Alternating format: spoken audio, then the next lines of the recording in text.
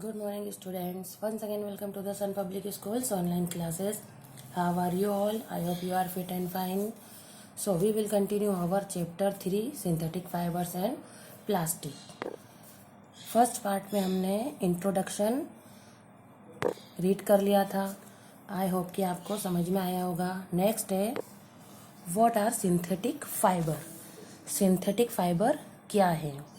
Okay, so please try to understand to carefully. यहाँ आपको ये जो एक डायग्राम दिखाई दे रहा है, ए डायग्राम में आपको पेपर क्लिप्स बने हुए हैं जो आपस में जॉइंट है.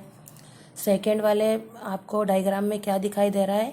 Beads joint to form long chain, और उससे क्या हो गई? एक पूरी लंबी चेन बन गई.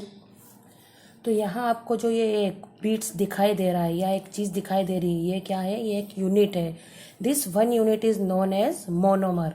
और वन यूनिट को जो भी यहाँ पर अगर इसको लेते हैं तो ये वन यूनिट क्या कहलाती है? मोनोमर. मोनोमर मीन्स होता है, मोनो मीनिंग होती है वन एंड मर मीनिंग होता है यूनिट.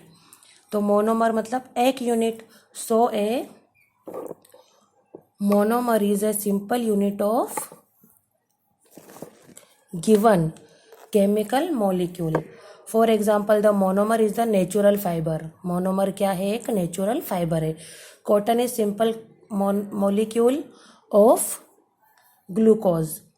ठीक है, तो मोनोमर क्या है? एक नेचुरल फाइबर है.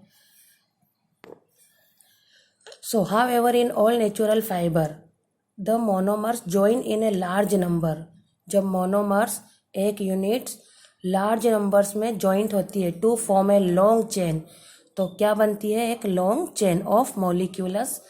मॉलिक्यूलस बनते हैं और कॉल्ड पॉलीमर, और इसे क्या कहा जाता है? पॉलीमर.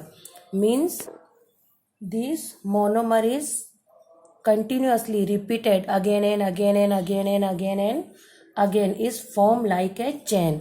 ये एक दूसरे से जब जुड़ती जाती है और एक चेन के रूप में कंप्लीट हो जाती है, तो and that is known as polymer. तो इसे क्या कहा जाता है? पॉलीमर. यहाँ पर पॉलीमर का मीन देखिए. पॉली मीन्स होता है मैनी, मर मीन्स होता है यूनिट. कई यूनिट, यानी कि मैनी मीन्स कई, कई यूनिट मिलकर क्या बनाती है? Polymer. So, a polymer contain molecules of the same substance joined together to form a long chain or a bigger molecule. For example, the polymer of natural fiber cotton is called cellulose, और उसे क्या कहा जाता है? cellulose.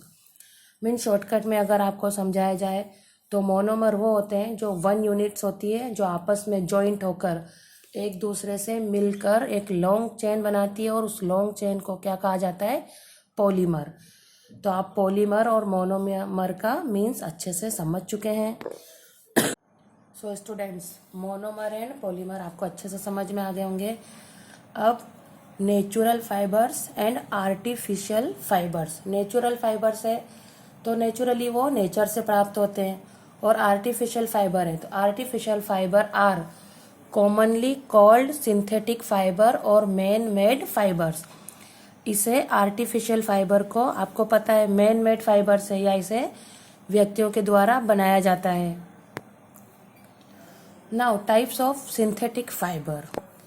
Synthetic fibres, types of synthetic fibre. Rayon, इसको एक और भी क्या कहा जाता है? Artificial silk, rayon, nylon, polyester, terylene. आपके इसमें टाइप्स ऑफ सिंथेटिक फाइबर्स अलग अलग प्रकार के हैं जिसे हम नेक्स्ट वीडियो में रीड करेंगे.